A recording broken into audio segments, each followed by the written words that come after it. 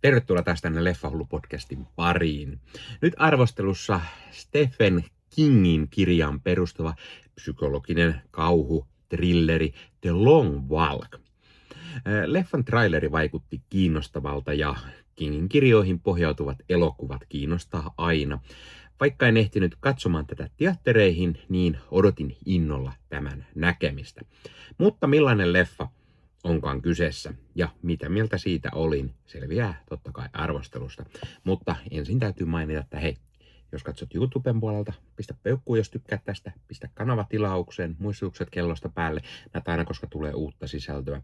Ja se totta kai ottaa myös kanavaa. Jos haluat lisää ottaa kanavaa, niin Leffahullu YouTube-kanavan jäseneksi voi liittyä. Jäsenet muun muassa näkee videoita ennakkoon ja sillä tavalla myös tuet kanavaa, kun olet jäsen. Ja jäsenet saavat nimensä aina johonkin päin videoa ja jakson kuvauksiin voit näyttää, että olet kanavan jäsen, kanavan tukija. The Long Walk. Aloitetaan leffan tarinasta. Lyhykäisyydessään se kuuluu seuraavalla tavalla. Yhdysvallat on ollut sodassa ja maailma on sen jälkeen sekaisin. Ihmiset kärsii köyhyydestä ja asunnottomuudesta ja nälkiintyy ja jne.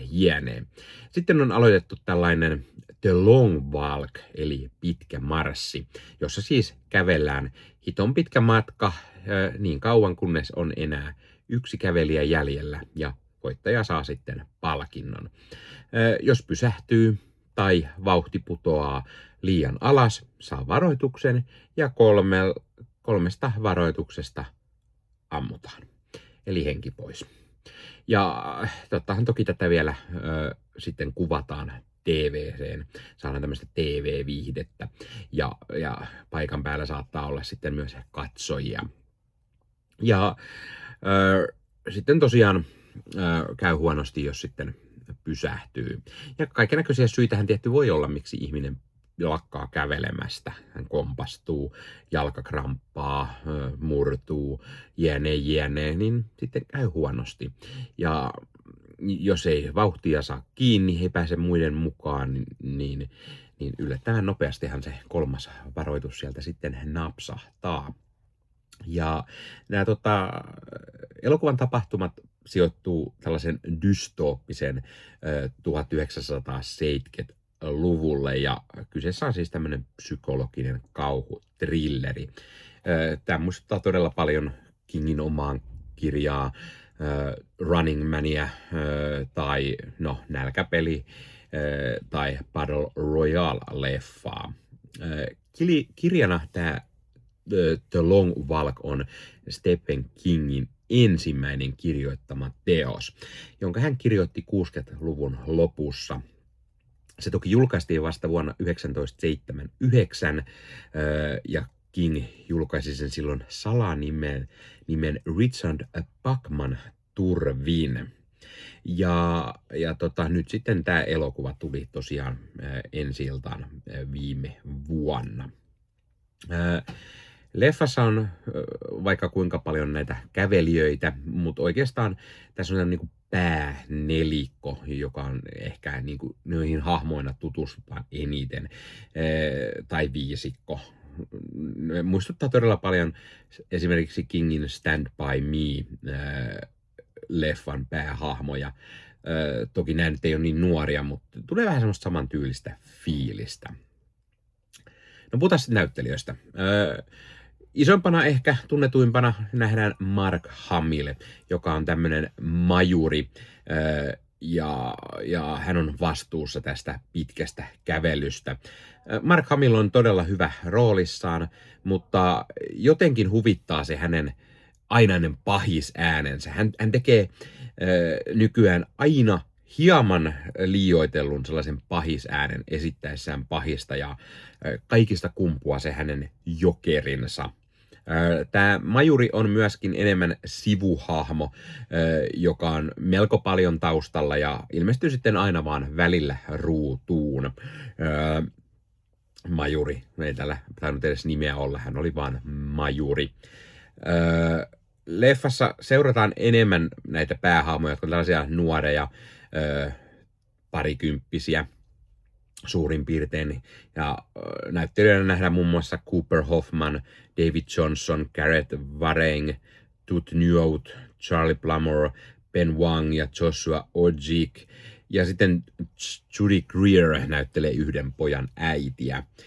Kaikki näistä pojista vetää varsin hyvät roolit ja leffa avaa tiettyjen hahmojen taustoja ja ajatusmaailmaa, jotta heistä kiinnostuu ja alkaa sitten kannustamaan heidän voittoaan. Joku tietty on mulkku suorastaan ja haluaa, että hänelle käy huonosti, mutta kaikki vetää roolinsa todella hyvin. Mä en lähde nyt kertomaan näistä hahmoista sen enempää, tai kuka näyttelee mitäkin ja kuinka hyvin, sillä mitä vähemmän tästä tietää, niin mun mielestä sen parempi. Ohjaajana toimii Francis Lawrence, joka tunnetaankin parhaiten juuri nälkäpelileffojen ohjaajana. Käsikirjoituksen on tehnyt J.T. Mulner, ja se siis perustuu Stephen Kingin kirjaan, jonka hän kirjoitti 60-luvulla ollessaan vielä yliopistossa Mainessa. Elokuvassa on tosi hyvä tunnelma, kiinnostava tarina ja mielenkiintoisia hahmoja. Se on tehty hyvin, näytelty hyvin, mutta jotenkin vähän sellainen, että ihan sama oikeastaan ketä siinä voittaa. Ei sit tuu niin semmoinen niin kuin, yksi hahmo ehkä ylitse muiden, mutta muuten on vähän niin kuin sä no ihan se ja sama. Ei niihin niin paljon kiinny leffan aikana.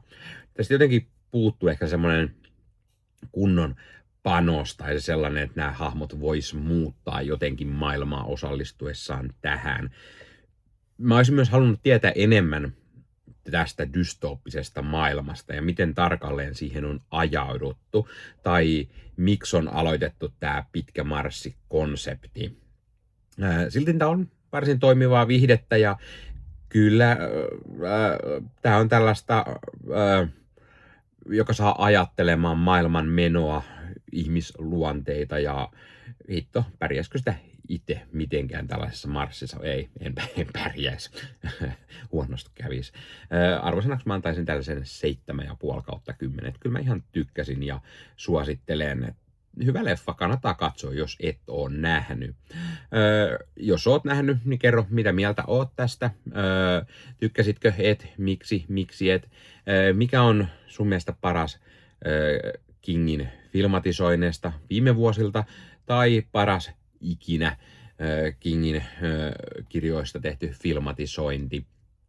Ja mistä sä haluaisit Kingin kirjoista nähdä filmatisoinnin, mistä ei ole vielä tehty. Tai luetko sä itse kirjoja, Stephen Kingin kirjoja, ja mitä mieltä oot niistä herran kirjoista? Niitähän on lukuisia ja taas lukuisia tullut vuosien saatossa. Tämä oli Leffa-podcast tällä kertaa.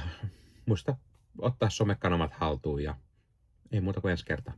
Moro!